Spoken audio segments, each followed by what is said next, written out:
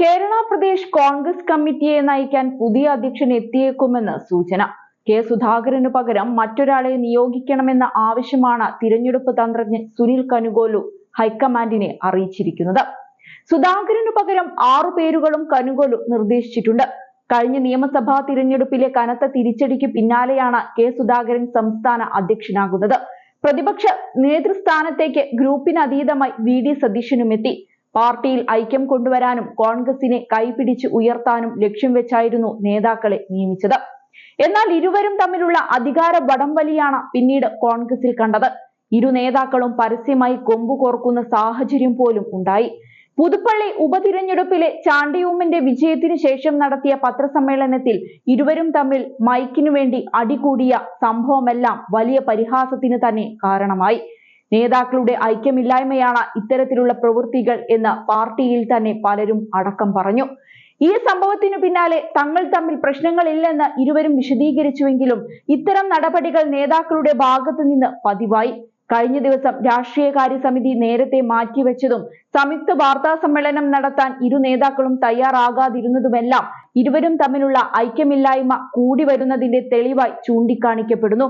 ഇതുമാത്രമല്ല, തുടക്കം മുതലുള്ള കെ സുധാകരന്റെ ചില നിലപാടുകളും ഹൈക്കമാൻഡിന്റെ അനിഷ്ടത്തിന് വഴിവെച്ചിരുന്നു. സുധാകരന്റെ RSS BJP അനുകൂല പ്രതികരണങ്ങളാണ് നേതൃത്വത്തെ ചൊടിപ്പിച്ചത്.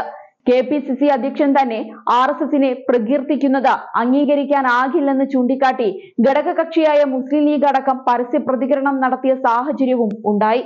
സുധാകരന്റെ നെഹ്റു വിരുദ്ധ പരാമർശങ്ങളിലും AICC നേതൃത്വം അനിഷ്ടം പ്രകടിപ്പിച്ചിരുന്നു. തദ്ദേശ തിരഞ്ഞെടുപ്പ് പടിവാതിൽക്കൽ എത്തി നിൽക്കെ ഇനിയും സുധാകരൻ നയിക്കുന്നത് ഉചിതമാകില്ലെന്ന നിലപാട് ദേശീയ നേതൃത്വത്തിനുണ്ട്. VD സതീശനും സുധാകരനും ഒന്നിച്ചു നിന്നില്ലെങ്കിൽ സമാനതകളില്ലാത്ത തിരിച്ചടി തന്നെ നേരിടേണ്ടി വരുമെന്ന മുന്നറിയിപ്പും ഹൈക്കമാൻഡ് നൽകുന്നുണ്ട്. അതേസമയം സുധാകരൻ മാറിയാൽ ആരാകും അധ്യക്ഷ സ്ഥാനത്ത് എത്തുകയെന്നതാണ് മറ്റൊരു ചോദ്യം. TN പ്രതാപൻ, ബെന്നി ബെഹനാൻ, അടൂർ പ്രകാശ്, കൊടിക്കുന്നിൽ സുരേഷ്, K മുരളീധരൻ എന്നിവരെ ചുറ്റിപ്പറ്റിയാണ് പ്രധാനമായും ചർച്ചകൾ.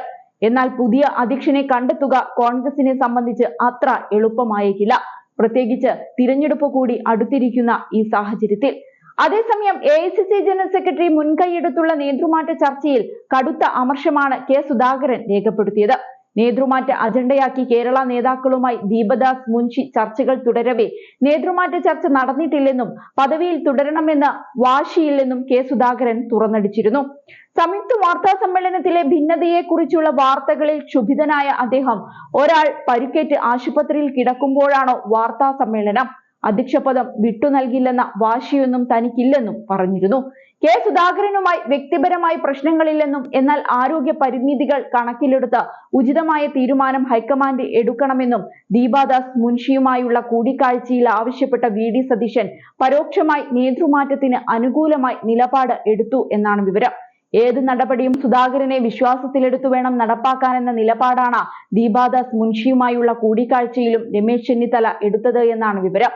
നേതൃമാറ്റത്തെ നേരിടാൻ സുധാകരനും കളത്തിൽ ഇറങ്ങിയതോടെ ചർച്ചകളുടെ ഭാവി അനിശ്ചിതത്വത്തിലായി.